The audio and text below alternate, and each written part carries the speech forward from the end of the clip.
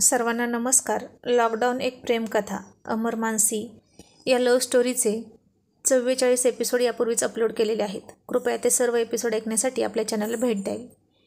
अमर डॉक्टरांना म्हणाला, डॉक्टर, मला माझ्या बायकोला हार्ट कोणी दिलं त्याचं नाव जाणून घ्यायचं आहे. आणि डॉक्टर भोसलेंनी अमरला पेशंटची एंट्री रजिस्टर दाखवलं आणि ते नाव होतं सौ अलिशा अमर सरदेशमुख. आणि ते नाव वाचून अमरच्या डोळ्यापुढे अंधारी आली. अख्खं हॉस्पिटल त्याच्याभोवती गरगर फिरू लागलं आणि तो धाडकन खाली कोसळला. त्याला बसलेला धक्का इतका जबरदस्त होता की त्याला क्षणभर काही सुचत नव्हतं. त्याचा धक्का लागून डॉक्टरांच्या टेबलवरच्या सगळ्या वस्तू खाली पडल्या. पाण्याचा ग्लाससुद्धा खाली पडून फुटला. प्रतीकचीही तीच अवस्था होती. त्यालासुद्धा जबरदस्त धक्का बसला होता. पण त्यानं तशाही अवस्थेत अमरला सावरलं आणि उठवून खुर्चीत बसवलं. डॉक्टर भोसले म्हणाले, मिस्टर अमर, सावरा स्वतःला. तुम्हाला इतका मोठा धक्का बसणं साहजिक आहे, पण तुम्ही ओळखता का या पेशंटला? अमर आता काहीच बोलत नव्हता. त्याच्या दोन्ही डोळ्यातून फक्त अश्रू वाहत होते. आणि प्रतीक म्हणाला, यस डॉक्टर, ती माझी मैत्रीण होती आणि अमरची पत्नी. आणि हे ऐकून डॉक्टरांनासुद्धा खूप आश्चर्य वाटलं. ते म्हणाले, अहो, यांचा खूप मोठा ॲक्सिडेंट झाला होता आणि तुम्ही त्यांचे पती असूनही तुम्हाला काहीच कसं माहीत नाही? हे खूप कठीण आहे सगळं. अहो, त्यांची अवस्था खूप वाईट होती. शिवाय त्यांच्याकडे त्यांचं आयडेंटिटी प्रूफ करणारं एकही डॉक्युमेंट नव्हतं, मोबाईलही नव्हता. आम्ही त्यांच्या नातेवाईकांना काहीच कळवू शकलो नाही. तरीही त्यांचे वाचण्याचे चान्सेस होते, पण त्यांनीच अशी इच्छा व्यक्त केली की त्यांचं हार्ट रुबी हॉस्पिटलमध्ये ॲडमिट असलेल्या एका पेशंटला द्यावं. त्यांनी त्या पेशंटचं नावसुद्धा सांगितलं आणि त्यांचे प्राण सोडले. आणि हे ऐकून अमरला खूप वाईट वाटलं. त्याचं हृदय पाझरत होतं आणि अमर आता बोलू लागला, बरोबर आहे. त्या दिवशी रस्त्यावर मी चक्कर येऊन पडलो तेव्हा तिनंच मला सावरलं. मानसीला पाहायला माझ्यासोबत हॉस्पिटलमध्ये आली. तिथूनच ती आमच्या घरीही गेली होती, सागरला पाहायला, आईला भेटायला. आणि त्याच दिवशी मानसीला सुद्धा हार्ट मिळालं. आता या सगळ्या घटनांचा त्याला अर्थ कळत होता. ऑपरेशन झाल्यापासून मानसीचं बदललेलं वागणं, तिला कोणाची तरी आठवण येणं, तिचं त्याच मंदिरात थांबणं, अमरला अरेतुरे बोलणं, लग्नाच्या फोटो फ्रेमबद्दल तो तर आलिशाशी बोलला होता आणि तीही तशीच बोलली होती. हे मानसी नाही तर कधीकधी तिच्या आतमध्ये असलेली आलिशा बोलत होती. हा कसला चमत्कार म्हणायचा. अमर म्हणाला, डॉक्टर, तिच्या ॲक्सिडेंटबद्दल काही सांगू शकाल का? डॉक्टर म्हणाले, मी जास्त काही सांगू शकत नाही, पण त्या दिवशी ज्या नर्स ड्युटीवर होत्या त्या हे सगळं मला सांगत होत्या.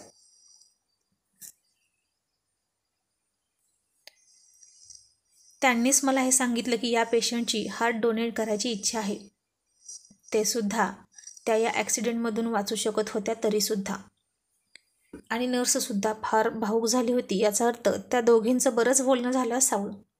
अमर म्हणाला, डॉक्टर, कुठे आहेत त्या नर्स? मला त्यांना भेटायचं आहे. डॉक्टर म्हणाले, आज त्या सुट्टीवर आहेत, उद्याच येतील. डॉक्टर, मला त्यांचा पत्ता द्या ना, मला भेटायचं आहे त्यांना. आलिशाला शेवटचं त्याच बोलल्या आहेत. डॉक्टर म्हणाले, ओके. आणि त्यांनी त्याला त्या नर्सचा पत्ता दिला. अमर आणि प्रतीक पुन्हा गाडीत बसले. अमरच्या डोळ्यांना लागलेली धार तुटत नव्हती. प्रतीक त्याची अवस्था बघत होता. आलिशा त्याच्यासाठी कासावीस झालेली त्यानं पाहिलं होतं आणि आता तिच्यासाठी कासावीस झालेला अमर त्याला दिसत होता.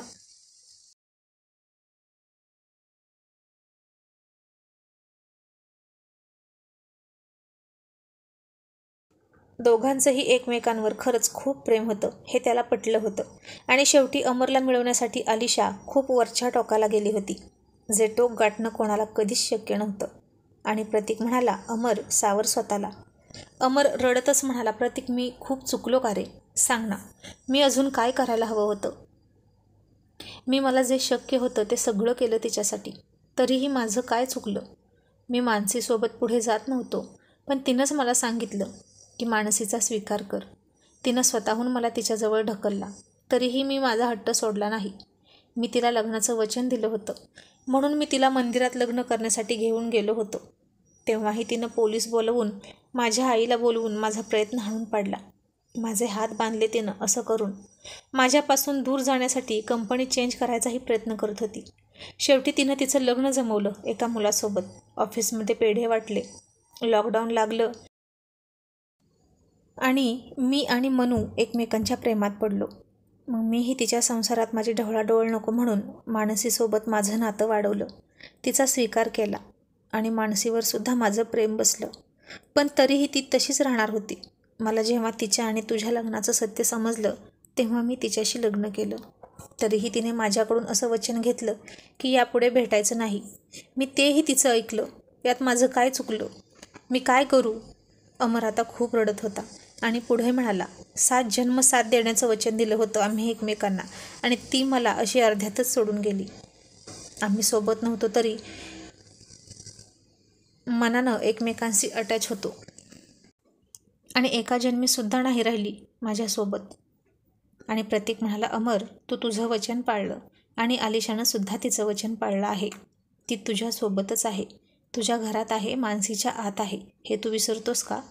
अरे तिला असं समाजासमोर तुझ्यासोबत राहणं शक्य नव्हतं म्हणून तर तिनं हा पर्याय निवडला. बघ ना, तिनंही तिचं वचन पाळलं आहे. तिनं तुला फसवलं नाही. आता तुम्हाला एकत्र राहण्यापासून कोणीच अडवू शकत नाही. आणि आता बघता बघता गाडी त्या नर्सच्या घरासमोर आली. अमरने त्याची ओळख सांगितली, अलिशाची ओळख सांगितली आणि ती नर्स बोलू लागली. त्या दिवशी हे पेशंट हॉस्पिटलमध्ये आलं होतं. झालं होतं असं की अलिशा अमरच्या घरून निघाली. हॉस्पिटलमध्ये तिनं शेवटच्या घटका मोजत असलेली मानसी पाहिली. तिच्यासाठी हार्ट मिळत नव्हतं म्हणून हतबल झालेला, रडत असलेला अमर पाहिला. घरी आईसाठी टाहू फोडत असलेला सागर पाहिला. सुनेसाठी रडत असलेली राजलक्ष्मी पाहिली. तिने अख्खं घर पाहिलं. ते घर मानसीशिवाय सुनं सुनं होतं आणि तिचं हृदय रडू लागलं. मानसीला आता काही झालं तर सगळं कुटुंब कोलमडून पडणार होतं आणि सगळ्यात जास्त यातना तर छोट्या सागरला भोगाव्या लागणार होत्या. ती त्याची जन्मदात्री आई होती. आई गेल्यावर काय यातना होतात ह्या नुकत्याच तिने भोगल्या होत्या. इतकी मोठी असूनही आईचं जाणं तिच्या जिव्हारी लागलं होतं. मग छोटा सागर 2 महिन्यांचं बाळ कसं राहील? आईशिवाय अख्खं आयुष्य कसं काढेल? आणि त्यातच राजलक्ष्मी म्हणाली होती, माझ्या मानसीला कोणाची तरी नजर लागली. पण ती हे दुःखात बोलली होती. आलिशाला दुखावण्याचा तिचा हेतू नव्हता. पण आलिशानं मात्र असाच अर्थ घेतला. अमरनं माझ्यासोबत लग्न केलं आणि माझीच नजर लागली या हसत्या खेळत्या कुटुंबाला. त्या तंद्रीतच ती तिची पर्सही विसरली आणि स्कूटी चालू करून निघाली.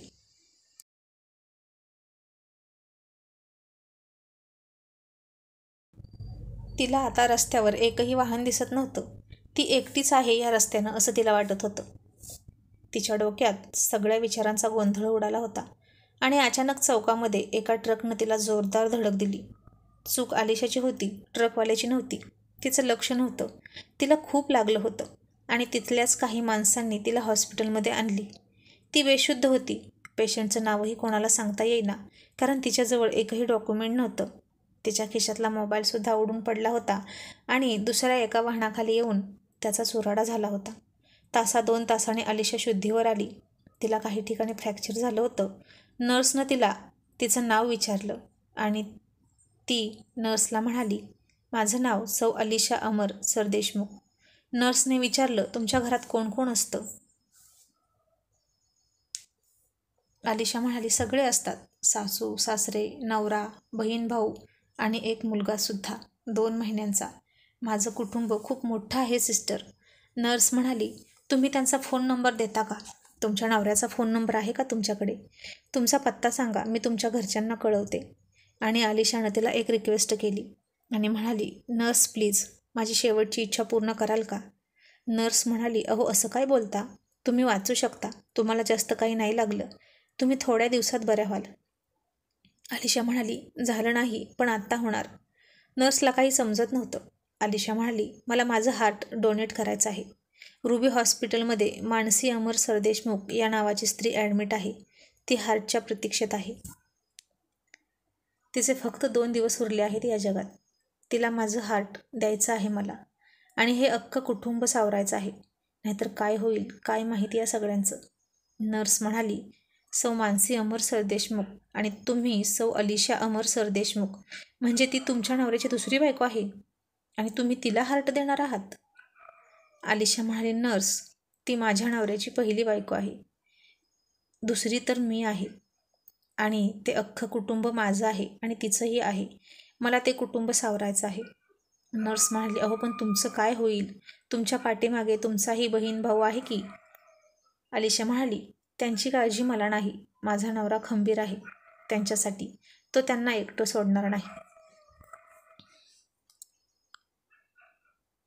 पण प्लीज डॉक्टरांना हे सांगा, माझी ही शेवटची इच्छा पूर्ण करा. नर्स म्हणाली, पण हे सगळं करून तुम्हाला काय मिळणार आहे? आलिशा म्हणाली, मला प्रेम मिळणार आहे माझ्या नवऱ्याचं, आणि त्याची द्विधा मनस्थिती संपणार आहे. त्याची घुसमट संपणार आहे. तो आम्हा दोघींवर प्रेम करणार आहे. त्यामुळे यापुढे त्याला आलिशा आणि मानसी या दोघींपैकी कोणाला निवडावं हा प्रश्न पडणार नाही. तो एक समान सारखंच प्रेम करणार आमच्यावर. याआधीही तो करतच होता आणि यापुढेही करत राहील. केवळ या नाशवंत शरीराने जो आम्हा दोघीत वेगळेपणा जाणवत होता तो आत्ता जाणवणार नाही. आता आम्ही दोघी एकच असू यापुढे.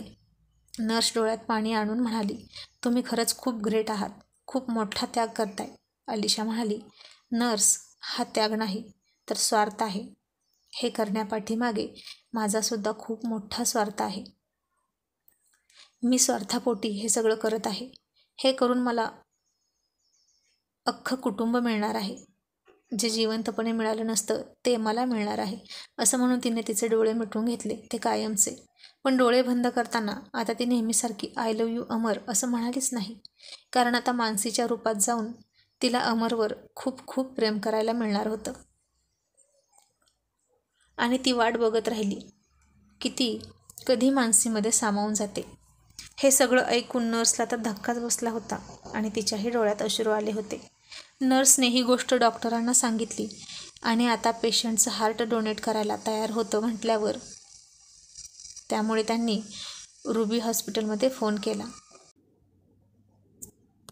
अशा प्रकारे आलिशाचं हार्ट मानसीच्या हार्टच्या जागी लगेच मॅच झालं.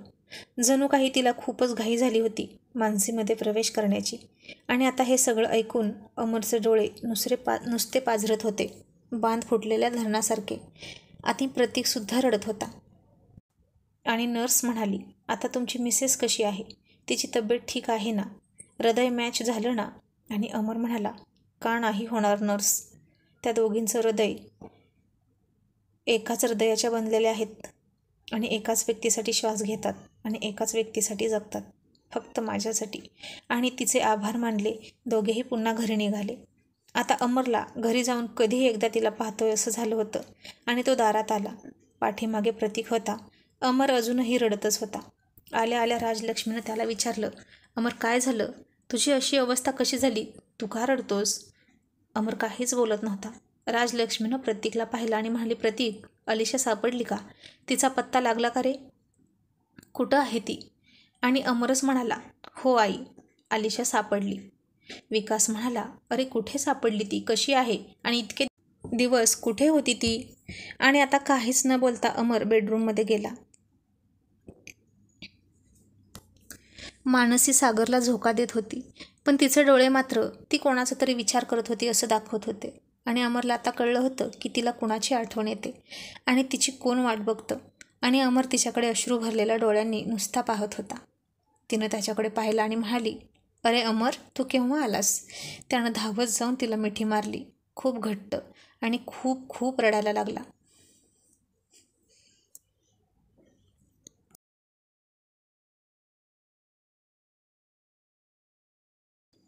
ती त्याला समजावण्याचा प्रयत्न करत होती, पण तो ऐकत नव्हता. लहान मुलासारखा तिला घट्ट बिलगून रडत होता. I love you so much, I love you so much एवढंच म्हणत होता. आता तो कोणा एकीचं नाव घेतच नव्हता. आणि ती गालात नुसती हसत होती त्याचा वेडेपणा बघून. तिने त्याच्या केसातून हात फिरवला आणि त्यानं स्वतःला सावरलं. तिनं तिच्या पदराने त्याचे डोळे पुसले आणि म्हणाली, का रडतोस? तुलाही कुणाची आठवण येते का? आणि अमर म्हणाला, नाही, आता मला कुणाचीच आठवण येत नाही, कारण मला जे हवंय ते मिळालं आहे. इकडे राजलक्ष्मी म्हणाली, प्रतीक, कुठे आहे आलिशा? आणि प्रतीक म्हणाला, ती याच घरात आहे, मानसीच्या आत आहे. आणि त्यानं सगळी हकीकत तिला सांगितली. आणि हे ऐकून राजलक्ष्मीला सुद्धा प्रचंड धक्का बसला. हा धक्का सुखद होता की दुःखद हे तिला सांगता येत नव्हतं. माझ्या नकळत तोंडातून गेलेल्या एका शब्दामुळे आलिशाच्या जीवाला इतका चटका लागला आणि तिचा ॲक्सिडेंट झाला यामुळे राजलक्ष्मी खचली होती. आलिशा खरंच खूप चांगली मुलगी होती. सून म्हणून ती मलाही आवडली असती, पण नशिबात असतं तेच होतं. आणि तिथे अमर आला आणि म्हणाला, आई, आलिशासुद्धा तुझी सूनच आहे. मी तिच्याशी लग्न केलं आहे. तुला एक नाही 2 सुना आहेत. आता हे ऐकून राजलक्ष्मीला आनंद व्यक्त करावा की आश्चर्य समजत नव्हतं. शेवटी अमरनं त्याचा हट्ट पूर्ण केलाच होता आणि आलिशानं सुद्धा तिचा शब्द पाळला होता. मानसी तिची सूनच राहिली होती. तिलाही दुःख झालं नव्हतं आणि आलिशाला सुद्धा तिचा हक्क मिळाला होता. हा कसला गोड शेवट म्हणायचं या नात्याचा. हा सगळा केवळ आणि केवळ त्या विधात्याचा खेळ. त्याचा खेळ कोणालाच कळला नाही. कोणता डाव कधी मांडायचा, कोणता मोडायचा हे त्याला बरोबर कळतं. राजलक्ष्मी आता मानसीकडे गेली नाही, कारण तिच्यातल्या आलिशाशी डोळ्याला डोळे मिळवण्याची तिला लाज वाटत होती. आणि राजलक्ष्मी डोळे पुसत म्हणाली, अमर, गाडी काढ. अमर म्हणाला, आई, कुठं जायचं आहे? राजलक्ष्मी म्हणाली, मानसीला ज्यांची आठवण येते तिकडे जायचं आहे. आणि अमरनं ओळखलं आणि गाडी काढली.